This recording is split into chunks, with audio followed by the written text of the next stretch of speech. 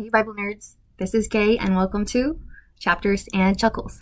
This is episode 4 of our journey through Genesis, and today we're diving into chapters 16 through 20 of Genesis. So buckle up because these chapters are packed with drama, just how I like it. So make yourself comfortable as we continue the story based on so this is based on the New Revised Standard Version, updated edition of the Bible, so NRSVUE. So chapter 16. It's about Sarai, Hagar, and the God who sees. So picture this.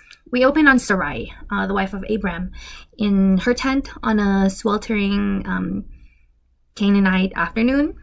She's about 75 years old, and the long years of waiting for a child have made her heart very heavy. God had promised Abram descendants, but 10 years have passed since then and still no baby. And mind you, they're in their 70s. Well, if Sarai is 75, so Abram is 85 at that point because they have a 10-year age gap. So Sarai's eyes well up, with frustration as she thinks maybe God needs a little help here. She's trying to take matters into her own hands. So Sarai calls for Hagar, her Egyptian servant. Hagar enters quietly. She's young and capable. Sarai has a radical proposal for her husband. The Lord has kept me from bearing children. Please go and sleep with Hagar. Perhaps I can build a family through her. That's what she tells her husband. So Abram sits silently for a moment, maybe stroking his beard, and then he nods. One can only imagine Hagar's eyes probably widening at this point, shocked, because, she doesn't get a say after all. But then again, there's really nothing that she can do because she's a servant. So, he lays with her, Abram lays with Hagar, and then soon Hagar becomes pregnant with Abram's child. At first, this news brings a glimmer of hope, to their camp. But it doesn't take long for things to go sour. So Hagar, now carrying the heir, begins to look at Sarai with a newfound confidence, even contempt. Maybe Hagar walks a little taller, knowing she can do what Sarai could not. Sarai notices every single thing that Hagar does. She feels humiliated and hurt. So in a burst of anger and jealousy, Sarai lashes out at Abram, of course. She says, "This is your fault. I put my slave in your arms, and now that she knows she's pregnant, she looks on me with disdain." So Abram throws up his hands and essentially says, "She's your slave. Do whatever you think is best." So Sarai does not need further permission. She begins to treat Hagar harshly. So harshly that pregnant Hagar finally runs away. Imagine Hagar, trudging alone in the desert, tears streaking her face. She's heading toward her homeland, Egypt, feeling rejected and invisible. The sun blazes and Hagar, exhausted, collapses behind a spring of water in the wilderness. She's alone, or so she thinks. Thirsty. Coconut water. Suddenly, an angel of the Lord appears by the spring. So, in a gentle voice, he calls, "Hagar, servant of Sarai, where have you come from and where are you going?" Hagar, crying, saying, "I'm running away from my mistress, Sarai." The angel's response is surprising and not exactly what Hagar wants to hear. The angel says, "Go back to your mistress and submit to her." So, I imagine Hagar's, face falling, go back to that abuse, but the angel isn't finished. He has good news too. He says, "I will greatly multiply your offspring so that they cannot be counted." He then reveals that Hagar is carrying a son and instructs, "You shall name him Ishmael, for the Lord has heard of your misery." The name Ishmael literally means God hears. So it's a promise that God has heard Hagar's cries. The angel even gives a preview of Ishmael's future personality. He will be a wild donkey of a man with his hand against everyone and everyone's hand against him. In other words, Hagar's boy is going to be wilder than a Mustang, fiercely independent and strong-willed. Hagar is overwhelmed by this encounter, and in that moment she feels truly seen and valued by God. And in awe, Hagar gives the Lord a name. She calls him El Roi, which means the God who sees me. In fact, Hagar becomes the only person in the Bible to bestow, is that how you say that, a name on God. So she becomes the only person in the Bible to give a name on God, a unique honor. Have I really seen God and remained alive after seeing him, she whispers. The spring by which she met the Lord will later be called Bir Lahai Roi. I think that's how you say it. I might have butchered that.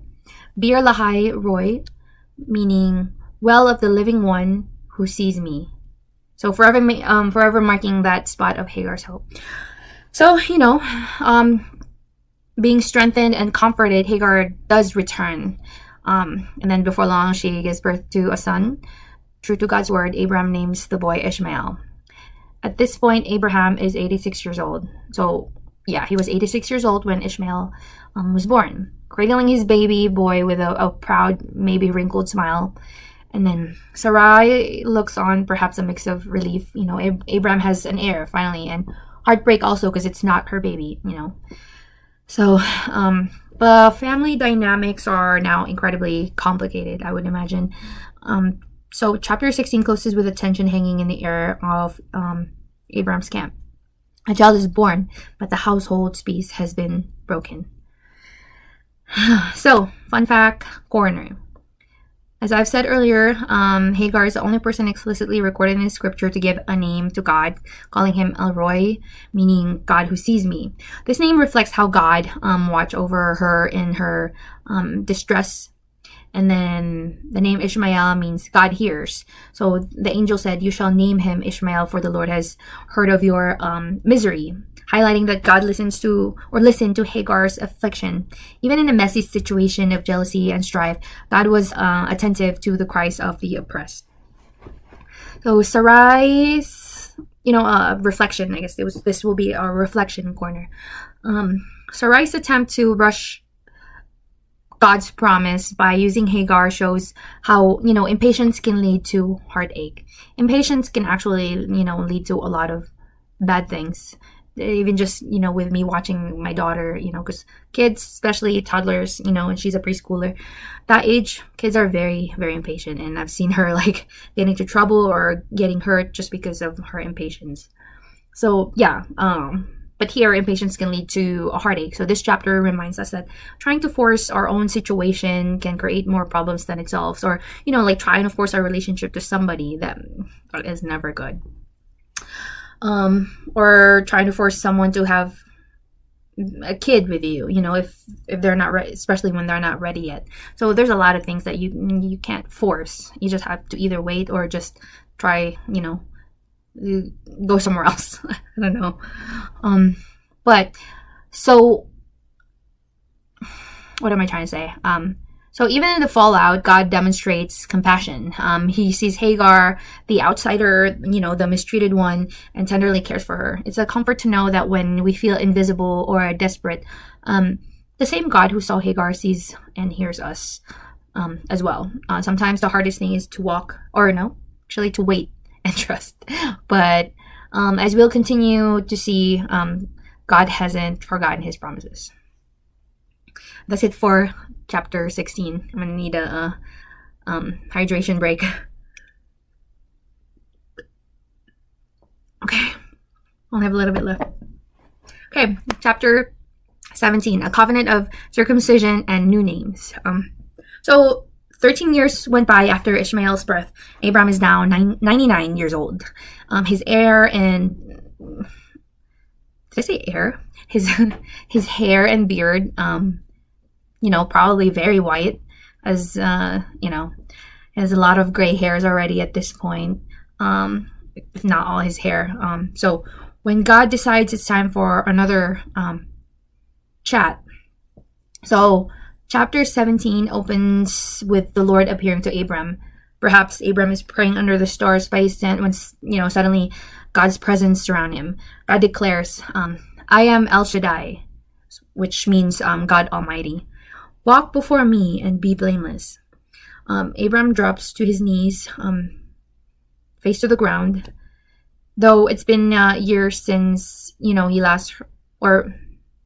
since we last heard God speak to Abram, God hasn't been idle. In fact, he's here to reaffirm and expand the covenant. So in a thunderous yet joyful tone, God says, Abram, I'm confirming my covenant with you. You will be the ancestor of a multitude of nations. Abram speaks up in wonder as God continues, saying, your name shall no longer be Abram. Oh, I read that wrong. Sorry. So Abram peeks up in wonder as God continues, your name shall no longer be Abram, which means exalted father, but Abraham. So his name shall now be Abraham. For I have made you the father of many nations. The new name Abraham likely builds on the Hebrew word for a multitude, underscoring that promise. Imagine 99-year-old Abraham, now Abraham, trying out his new name, like father of many nations at that age. Crazy. It sounds unbelievable, but very thrilling, most likely. God isn't done with just the name changes, saying, as for your wife Sarai, do not call her Sarai anymore, for her name shall be Sarah. Both, Sarai and Sarah means princess, but the change signifies a fresh start. God is giving them new identities tied to his promise. Abraham's face is still to the ground, but perhaps he lifts his eyes in astonishment when God next says, I will bless Sarah, and moreover, I will give you a son by her. At long last, it's said plainly, like Sarah herself will bear the promised son. Abraham can't help it. He breaks into laughter. And he says, oh, you've got to be kidding me, or something like that. And then he mutters to himself, can a child be born to a man who is 100 years old? Can Sarah at 90 have a baby? The mental image is just, so absurd that Abraham's shoulders shake with, silent laughter. Regaining composure somewhat, Abraham says to God, how about Ishmael? If only Ishmael might live under your blessing. It's as if Abraham is gently suggesting, use the son we already have. He's a teenager now, but God has other plans. Saying, yes, I will bless Ishmael. However, Sarah will indeed bear your son, and you will name him Isaac. So the name Isaac means he laughs, a nod to Abraham's laughter, as and soon Sarah's too. God continues, I will establish my everlasting covenant with Isaac, whom Sarah shall bear to you at this time next year. Abraham's mouth falls open. After decades of waiting, now God is saying the promise will arrive in just 1 year. So as Abraham processes this, good news, which is, shocking, God gives one more instruction, a sign of covenant. It's not a simple rainbow or a ring, but something rather personal. God says that every male in Abraham's household and every future male descendant must be circumcised. This will be the physical mark of belonging to God's covenant. Every male, 8 days old and up, must undergo this ritual cutting. God makes it clear that this is a lasting ordinance. Any uncircumcised male will be cut off from the covenant people. It's, serious business. A little cutting of a covenant, shedding of blood as a sign of a wholehearted commitment. On the very same day, Abraham, obeys in an extraordinary act of faith and courage. 99-year-old Abraham circumcises himself, his 13-year-old son Ishmael, and every other male in his camp. It must have been quite a scene at sundown. A line of, sheepish-looking male servants probably murmuring, "Whose idea was this?" But Abraham leads by example. This act seals the covenant mark on Abraham's family. The chapter ends perhaps with Abraham sitting by the fire that night, tender from surgery but heart brimming with hope. He repeats the new names in his mind: Abraham, Sarah, Isaac, and smiles. The long wait is nearly over. God's promise is about to get real. Fun fact corner. So the significance of the circumcision. So this chapter introduces circumcision as the covenant sign. In the ancient world, covenants were often cut with a sacrifice or a blood ritual. So here, the intimate act of circumcision became a symbolic way for Abraham and his descendants to literally carry the mark of the covenant with God on their bodies. One can imagine this was a memorable day for everyone in Abraham's camp. That's it for chapter 17. Now let's talk about chapter 18, Heavenly Visitors and Sarah's Secret Laugh. So the scene shifts to a hot afternoon at the Oaks of Mamre, where Abraham is now dwelling. The air shimmers with heat. Abraham, 99 years old, is resting at the entrance of his tent, perhaps dozing off. I don't know what people do back then in the desert. So suddenly he looks up and sees 3 men standing nearby under the tree. The text clues us in that this is actually the Lord appearing along with 2 angels in human form, though Abraham initially just sees travelers.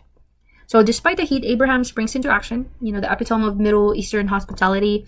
He runs to greet them, bowing low to the ground, saying, "My Lord, if I find favor with you, please do not pass by your servant," he says, insisting they stay for a meal. So the 3 visitors nod their acceptance. Abraham rushes into their tent, where Sarah is likely, beating the heat in the shade. Quick, he tells her, "Take 3 measures of our finest flour, knead it, and make cakes." Sarah immediately starts mixing dough. Picture flour puffing in the air. I don't know how they did stuff back then with the kind of I don't know. They didn't have ovens, so I didn't know how they made stuff back then. But Abraham then runs to his herd, selects a tender calf, and gives it to a servant to prepare, for food. He gathers curds, milk, and the freshly baked bread and sets his feast before his guests under the oak tree. He stands off to the side like a waiter as the 3 travelers eat. So as they eat, one of the visitors speaks up with a curious question: "Where's your wife, Sarah?" Abraham, likely surprised that this stranger knows Sarah's name, he answers, "There in the tent." So Sarah is indeed just inside the tent behind Abraham, maybe listening through the tent thing. Who could resist eavesdropping on mysterious guests or travelers? So then comes the astounding announcement. One of the men says, "I will surely return to you in due season, and your wife Sarah shall have a son." Sarah's ears perk up at these words. She's been quietly listening and can't help it. She laughs to herself. It's not a joyous laugh, but a laugh of like, something like that, like disbelief. She chuckles under her breath and thinks, "After I've grown old and my husband is old, shall I have pleasure?" So the very idea of having a baby at 90 is so preposterous, so delulu. So me, worn out old Sarah nursing a little one? Yeah, right. Imagine her saying that. So outside, the Lord speaks to Abraham, but clearly intending Sarah to overhear. Why did Sarah laugh and say, "Shall I really bear a child now that I am old?" So inside the tent, Sarah's smile is suddenly gone and her eyes widen. How did he know? Like, she only laughed to herself. The Lord continues with a, gentle rebuke. Is anything too wonderful for the Lord? Moment of silence on that. So, at the appointed time, I will return and Sarah shall have a son. Sarah's heart leaps into her throat. She's been caught, embarrassed and a little afraid. Sarah blurts out from behind the tent flap, "I did not laugh." Perhaps she stepped out or red face to make her denial. I don't know. But the Lord turns toward her and says, "Oh yes, you did laugh." There's a short, awkward silence, and we can only guess what's racing through Sarah's mind, like shame, hope, disbelief, fear. The visitors finish their meal, and it's time to depart. Despite the awkwardness, there's a ring of promise in the air. Is anything too hard for the Lord? Nothing is ever too hard for the Lord. That is what it is. So the three visitors set out toward Sodom, and then Abraham walks with them for a while to see them off, as any good host would. As they gaze down toward the Jordan plain, the Lord decides to disclose his plan to Abraham. "Shall I hide from Abraham what I am about to do?" He knows Abraham is to become a great nation, and I will teach his descendants righteousness and justice. So the Lord says, "The outcry against Sodom and Gomorrah is great, and their sin is very grave. I am going down to see whether they have done altogether according to the outcry that has come to me. And if not, I will know." Two of the men, the angels, continue on toward Sodom, but one, identified as the Lord, remains with Abraham. Now we witness a remarkable dialogue. Abraham bargains with God. Yes, Abraham, still humble but very bold, steps forward. He knows his nephew Lot lives in Sodom, and the thought of the city's destruction disturbs him, as, any family would. "Will you indeed sweep away the righteous with the wicked?" Abraham asks. "Suppose there are 50 righteous people in the city. Would you spare the place for the sake of the 50? The Lord answers, "If I find 50 righteous in Sodom, I will spare the whole city for their sake." Abraham, encouraged, continues, "Let me be so bold as to speak further.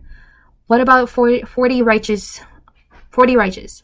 God agrees to spare it if he finds 45. So what about 45 righteous? God agrees to spare it if he finds 45. Let's say 45. What about 40? And Abraham ventures, "I won't do it if there are 40. God replies. Abraham, gaining confidence, and perhaps wiping sweat off his brow, goes on. 30, 20, each time God patiently consents. If that many righteous are found, he will not destroy the city. Finally, Abraham speaks one last time. Let not the Lord be angry, and I will speak just once more. Suppose 10 are found there. The Lord answers, for the sake of 10, I will not destroy it. And that's as low as Abraham dares to go. 10 righteous folks. Surely that's achievable? Maybe? We don't know. So the conversation ends. The Lord departs, and Abraham returns home. Heart heavy, but hopeful that maybe, just maybe, Sodom might be spared. So this chapter gives us an intimate look at Abraham's relationship with God. Almost like a friend pleading his case, and Sarah's very human reaction to God's promise. It ends on a cliffhanger of sorts. So judgment looms over Sodom, and we're left wondering if those 10 righteous souls can be found.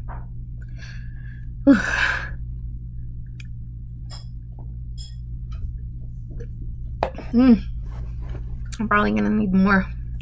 Alright, so fun fact corner. Abraham's warm hospitality in this chapter became legendary. The New Testament likely alludes to this scene when it says, do not neglect to show hospitality to strangers, for by doing that, some have entertained angels unawares. So in offering a meal and shelter to unknown travelers, Abraham literally hosted the Lord and 2 angels.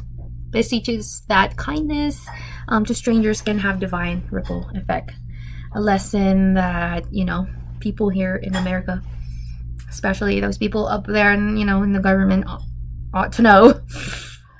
Anyways, so that is for chapter 18. Now on to chapter 19. So chapter 19, angels in Sodom, fire from heaven, and a pillar of salt. So dusk settles over the wicked city of Sodom.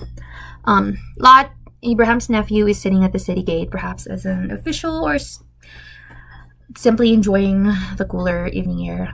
He's far from the tents of Abraham. now living in a bustling urban center. As the sun sinks, two angels arrive at Sodom's gate. Lot spots these strangers, and much like his uncle would, he rises to greet them. Bowing, he says, "My lords, please come to your servant's house to spend the night and wash your feet. You can rise early and go on your way." I don't know why I paused. The two men politely decline at first. "No, we'll spend the night in the square." But Lot insists, knowing that the danger they'd face outside in Sodom after dark. Finally, they agree and follow Lot to his house. So Lot prepares a meal, baking bread, and serves them dinner. It seems a peaceful evening until it isn't. Before they can even turn in for the night, trouble comes pounding on the door. The men of Sodom, young and old, surround Lot's house. They shout, to Lot through the door, "Where are the men who came to you tonight? Bring them out to us so that we can know them." It's quickly apparent that, no here means something terrible, violent and terribly sexual, because that's how they were back then. Essentially, their mob wants to gang rape, Lot's guests. A horrific intention and a gross violation of ancient hospitality or any basic decency. Makes me mad. So inside, the angels exchange a grave look. Lot's face, can only imagine what Lot's face looked like. So he stepped outside, pulling the door shut behind him, and tries to reason with the crowd. "Please, my brothers, don't act so wickedly," he begs. In a moment that is as confusing as it is disturbing, Lot, desperate to protect his guests at any cost, offers an alternative, which, again, is very disappointing.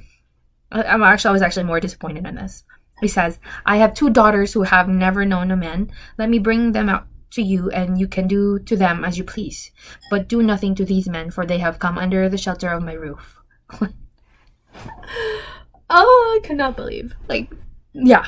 If you've never heard this story before, yep, you heard that right. Lot offers up his own virgin daughters to appease the mob. I could never, as a parent, as a mom of a daughter, it's very unthinkable. Anyways, Lot's moral compass seems horribly compromised by Sodom's culture. He values hospitality so highly that he'd sacrifice his girls. Yeah, we're meant to cringe at this. The Bible doesn't condone it. It just shows how far even righteous, Lot has fallen in this evil environment. The crowd has no interest in the daughters, thankfully. They want the male guests. Anyways, they sneer at Lot out of the way. So this fellow came here as the foreigner, and now he dares to judge us. So they surge forward, pressing in on Lot, about to break down the door. In the nick of time, the 2 angels reach out and yank Lot back inside, to safety. They shut the door and then strike the mob outside with blindness. Suddenly, the men of Sodom are, groping around in the dark, bumping into each other, unable to find the doorway. The attackers are effectively neutralized, at least for the night. Inside, the angels turn to Lot, urgency in their voices. "Who else belongs to you here? Son-in-law, sons, daughters, get them out of this place now, for we are about to destroy the city, because the outcry against its people has become great before the Lord, and the Lord has sent us to destroy it." Lot's heart pounds. He realizes these aren't ordinary men. These are divine, agents of judgment. So Lot rushes to the rooms of his 2 future sons-in-law, the men, betrothed to his daughters. Apparently, Lot's daughters were engaged to local men. He shakes them awake. "Quick, get up. We have to get out of here. The Lord is about to destroy the city." But these young men, scoff, rubbing their eyes. "Destroy the city? Is this some kind of a joke?" They laugh it off, thinking, old Lot has gone mad and, is pranking them. They refuse to come out. Lot's heart sinks. He can't convince them. So at the first light of dawn, or As the first light of dawn glimmers, the angels become even more insistent. Hurry, they say. But astonishingly, Lot hesitates. Perhaps he's frozen by shock, or maybe he cannot bear to leave the life he has built in Sodom. In Lot's lingering, the angels physically grab hold of his hand, his wife's hand, and the heart of his and the hands of his two daughters. These angels practically, dragging them out of the city. The text pointedly says, the Lord was being merciful to them. One angel shouts, flee for your life. Do not look back. Do not, I'm highlighting this, do not look back or stop anywhere in the plain. Flee to the hills or you will be swept away. Lot, still trembling, replies, oh no, my lords, please. I can't make it to the mountains in time. Look, there's a small city nearby. It's just a little one. Let me escape there. Isn't it a little one? Then my life will be saved. Lot is bargaining again, even in flight. He's frankly scared of the wild hills and is asking permission to shelter in this tiny town. The angels relent. Very well, I grant you this favor too. I will not overthrow the small town you speak of, but hurry, escape there quickly, for I can't do anything until you arrive there. So because of Lot's plea, the town was spared and came to be called Zor, which literally means little. So Lot and his family run. Perhaps they found a donkey or just running on foot. I believe they may have just been running on foot and finally enter Zor just as the sun fully rises, and then it happens. God's judgment falls like a catastrophic storm. And the Lord rained on Sodom and Gomorrah sulfur and fire from the heavens. Imagine a sudden roar and the sky lighting up with a fiery downpour, burning the sulfurous rocks, pelting the city, buildings, igniting, and inferno consuming everything. The plain that only yesterday looked green and prosperous now becomes an apocalyptic nightmare. Lot and his daughters, safe in Zor, hear the earth shaking, blast. Their eyes are drawn instinctively to the horizon where Sodom lay. Lot's wife, overcome by curiosity or longing, looks back towards Sodom against the angel's explicit command, to not look back. The angel explicitly said, do not look back. So in that instant, as soon as she looked back, she's caught in the cataclysm. The Bible says she turned into a pillar of salt. One moment she's running behind Lot, and the next she's a standing column of crystallized salt frozen in place. Perhaps the superheated salts and sulfur engulf her as she paused. Whatever the mechanism, the result is a stark monument to disobedience. Lot's wife is lost. Lot and his two daughters press on, their hearts breaking as they realize she's gone. Up above, on the highlands, Abraham wakes up early and goes to the spot where he had stood before the Lord the day before. He looks down towards Sodom and Gomorrah and sees thick smoke billowing from the plain, like smoke from a giant furnace. Abraham knows then that the cities have been destroyed. It's a somber moment, and his, all his bargaining and not even 10 righteous were found. Yet the narrative notes that God remembered Abraham and saved Lot from the catastrophe. Abraham's prayer wasn't entirely in vain. It delivered his nephew. Lot, afraid to remain in Zor, decides to leave. He and his two daughters retreat to the hill country after all and finds refuge in a cave. What follows is another disturbing thing, to add into Lot's story. This entire episode, these chapters that I'm covering, except for the first one, first two, yeah. Anyways, so isolated and thinking they're the last people on earth, or at least, that no men are left for miles. Lot's daughters hatch a desperate and morally twisted plan. Can't even. So the older daughter says to the younger, our father is old and there's no man around to give us children in the usual way. Let's get our father drunk with wine and then, lay with him so we can preserve offspring through our father. It's awful. It's incest. And it shows how much Sodom's influence has corrupted even Lot's family. But in their panic, they were probably panicking, and perhaps skewed reasoning from growing up in Sodom, they do it. So one night, the older daughter gets a lot drunk, so drunk that he's unaware, and she lies with him in the darkness of the cave. Lot, doesn't know or remember it, and the next night they do the same with the younger daughter. I wonder how old they were. I don't think it really mentioned. But Lot, again, in a blackout, drunk, and has no idea. Both daughters became pregnant by their own father in this way. When the time comes, the older daughter gives birth to a son. She names Moab, meaning from father. A very grim name. But he becomes the ancestor of the Moabites. The younger daughter also bears a son, naming him Ben Ami, meaning son of my people, who becomes the ancestor of the Ammonites. These two boys will grow into nations that sadly often, become enemies of Abraham's descendants in the centuries to come. A lasting legacy of this dark family moment. And so Genesis 19 closes with Lot, a tragic figure surviving the destruction of Sodom, but ending up drunk and dishonored in a cave. The once prosperous city dweller is now essentially a destitute caveman, and his lineage is, marred by scandal. It's a sobering chapter from start to finish. Okay, let's move on to our fun fact corner. Or just, fun fact corner. So to this day, local tradition points to a rock formation by the Dead Sea called Lot's Wife, and I have actually seen a lot of images of this online.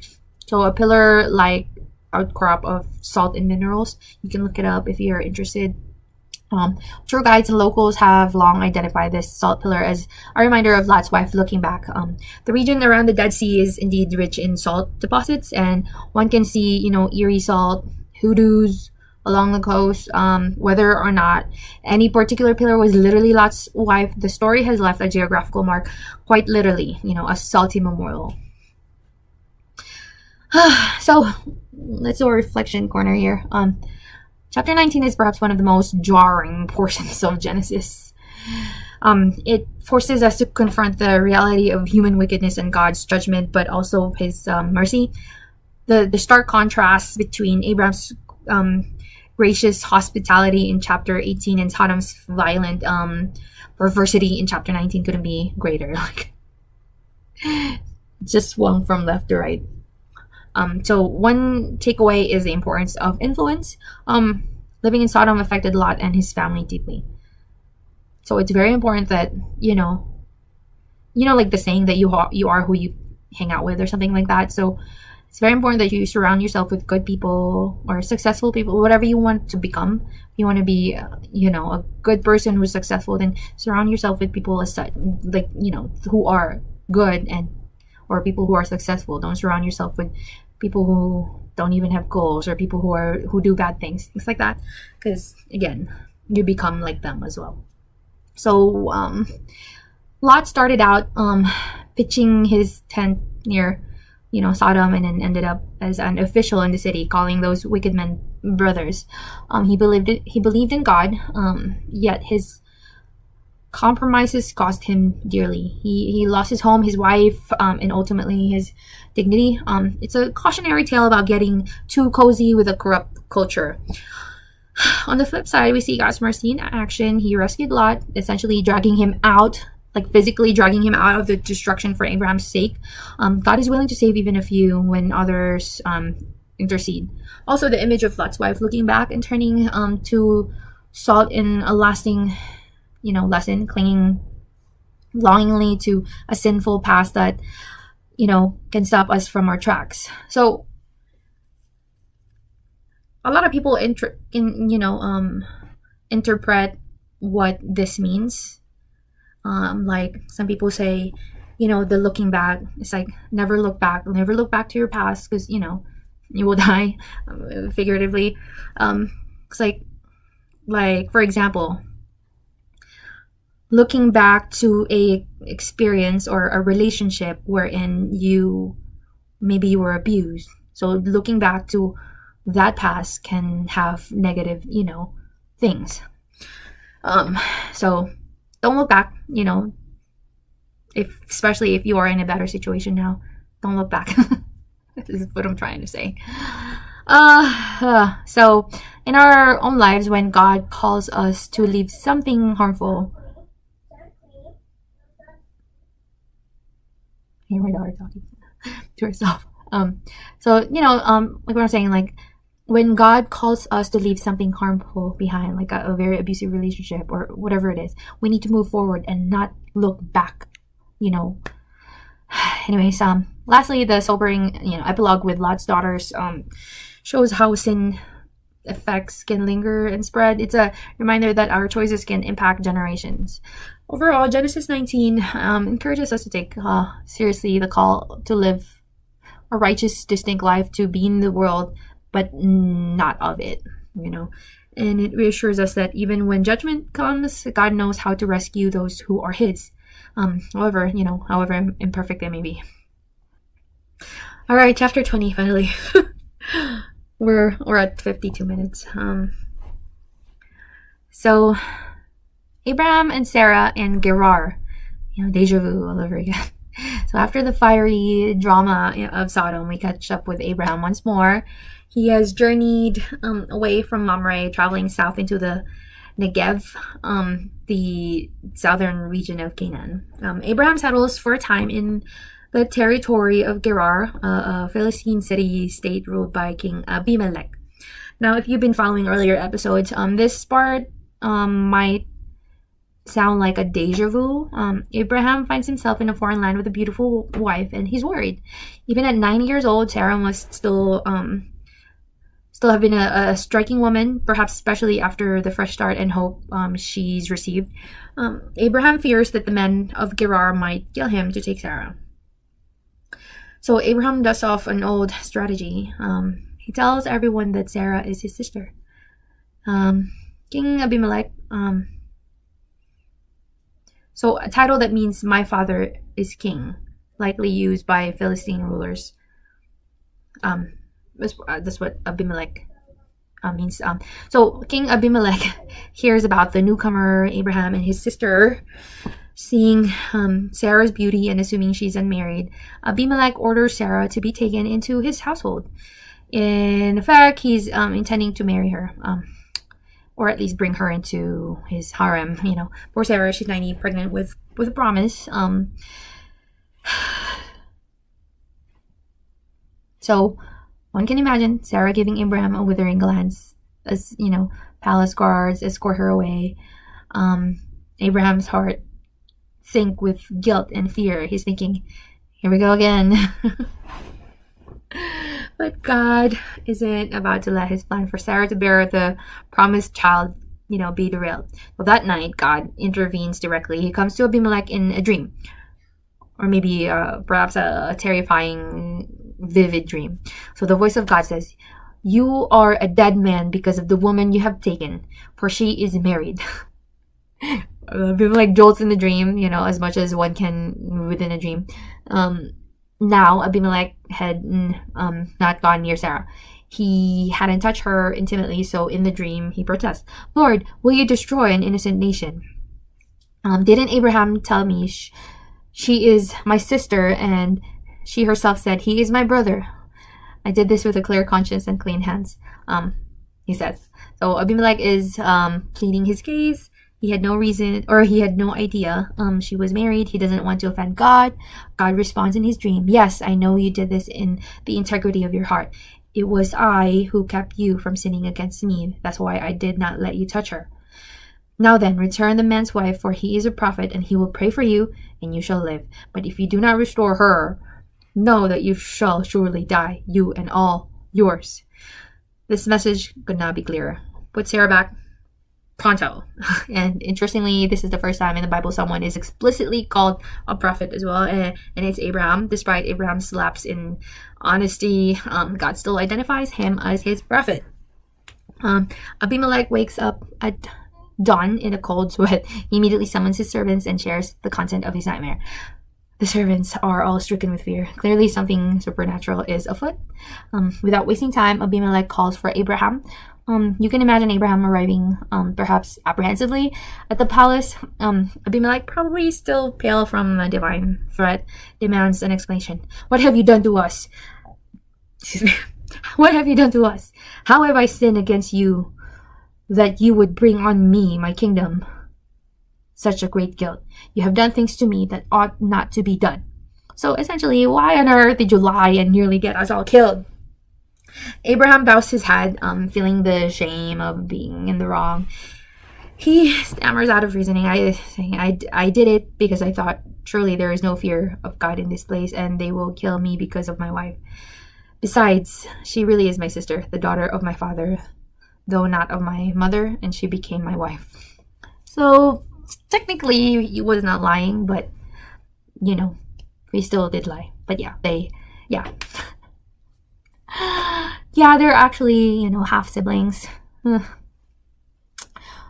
So back in those days, such marriages were acceptable, of course, though now it raises eyebrows. They were definitely wrong. No, big no. But it explains why this, half-truth deception is Abraham's go-to move, because it's kind of true, Yeah, they are biologically siblings, half-siblings. Anyway, so Abraham continues, when God made me wander from my father's house, I said to her, this is the kindness you must do to me. At every place we come to, say of me, he is my brother. In other words, we've been using the sibling ruse everywhere as a survival strategy. Not Abraham's finest admission. It's a bit embarrassing. The great man of faith still has some trust issues and opts for deceit in tough spots. But then again, he's human. We're human. We make mistakes all the time. Abimelech, to his credit, doesn't punish Abraham. Instead, he seems more concerned with making things right. He returns Sarah to her husband immediately, and he goes above and beyond. Abimelech gives sheep, oxen, and male and female slaves to Abraham. A very generous package.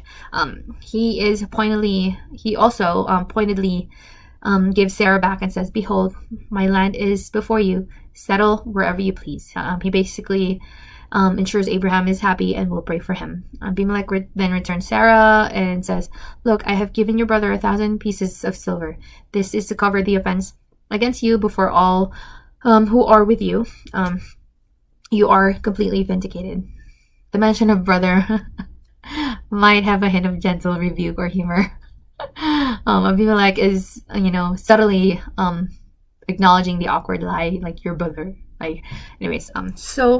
But the silver is a public gesture to show everyone that Sarah's honor is intact and that nothing improper happened. It's like a certificate of innocence for Sarah.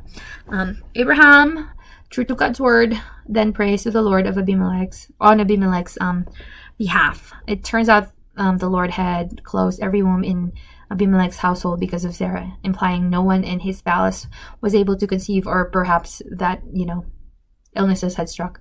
After Abraham's prayer, God heals Abimelech, his wife, and his female servants so they can again have children.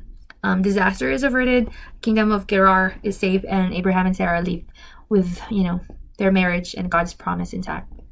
So, chapter 20 ends with Abraham having learned, hopefully, a lesson again about honesty and trust. Sarah is back by his side, unscathed, and potentially bad situation has been turned into blessing.